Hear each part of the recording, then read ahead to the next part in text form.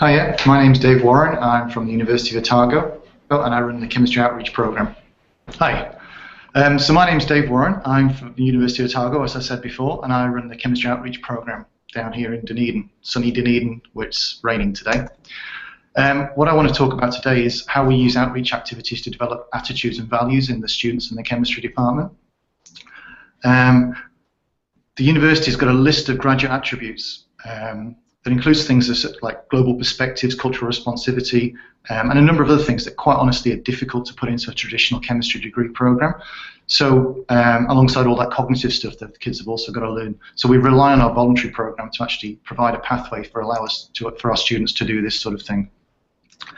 Of course, there are other reasons we do this. For example, the NEEP report, the ERA report, highlighting the disengagement of Year 8 pupils with science. Was a cause of concern for us, and in recent years there's been several calls for scientists to engage with schools so we can enhance the experience of the kids and the teachers, and that's important, and the teachers. We feel in the department there's a really strong need for us to support local primary teachers when they're teaching topics such as light, acids and bases, states of matter. They're topics to a science teacher can appear quite simple, but they've got some very difficult concepts that easily trip up non-specialist teachers, which is the norm in a primary school.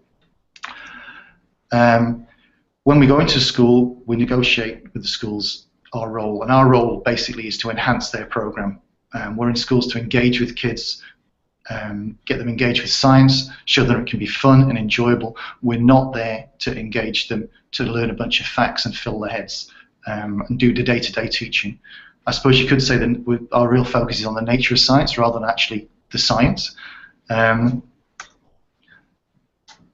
One of our big priorities is developing close relationships with the schools that both sets of students, ours and the school kids, can develop a safe environment and a supportive environment where they can explore the science that we're bringing into the classroom.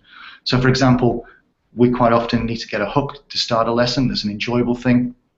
Common thing for our students would be, okay, we're going to teach rainbows. Think of a fun thing to do that you can do with students to engage them with rainbows, for example.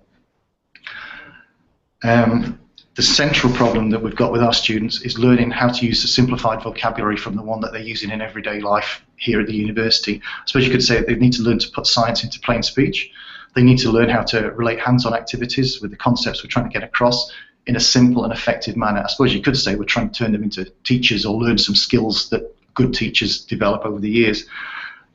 Finally, and to me the most important part, and this is where to me all the learning takes place with our students, is we need to take into account the knowledge and the backgrounds and the kids and the teachers they're working with.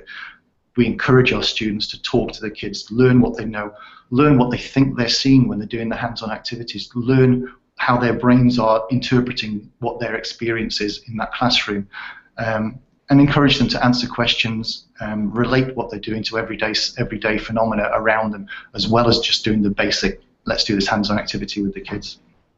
So, for example, making something like this small handheld spectrometer to a university student seems like a really trivial idea, and yet if they have to make it and explain how it works to a Year 8 student, 12-year-old, that can get really tricky for a physics student or a chemistry student who's come through physical chemistry to try and get the language right at the right level. So that's a big skill for our students to learn.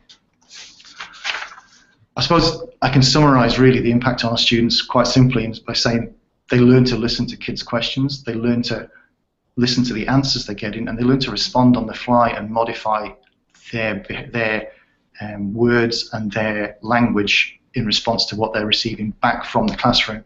They also become very aware of the background of the kids and how that's going to impact on their university aspirations. Are they even considering going to university or even going on as a career as a scientist in a different way? And it's a big shock to some of our kids to actually start talking to the school kids in rural schools or Maori schools and looking at their aspiration pathways. So these are some of the things we do. I should have pressed that before. I was told to finish with a message, but I actually want to finish with a bit of a question, and that is this something that schools can use for their senior students? We recently came across some school children from down in Southland that are doing something along this line called science leadership, and they were awesome.